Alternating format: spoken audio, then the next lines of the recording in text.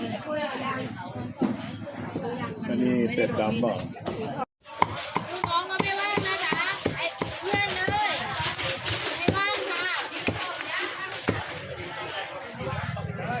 งั้นรอไปก่อนเลยที่ตลาดวัดหวายคุณกินเจ้าไหนเนี่ยตลาดวัดหวาย เท่าไหร่ไม่เดินที่ ไม่คุณกินเจ้าไหนก็เด็ด ไม่รู้มันไม่เคยซื้อเดินอย่างเดียว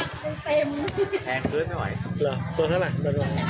อุ้ย500ได้นะ เหรอ ซื้อพันกว่าแพงตัวแพงมาก เราก็ซื้อที่นี่ไปขายวัดหวายจบๆเลย ขี่ดูค่ารถด้วย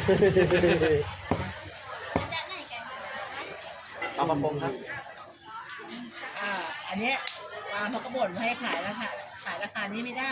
เราก็อยู่อย่างนี้ก็ขายลำบาก กำไรก็ได้น้อย ใครบอกว่าขายไม่ได้นะฮะ คือฟาร์มเขาบ่นทำไมขายราคานี้เอา ตัวเท่าไหร่คะฮัลโหลสี่ค่ะเพราะว่าที่อื่นเขาขาย500 กว่า นั่นแหละดิ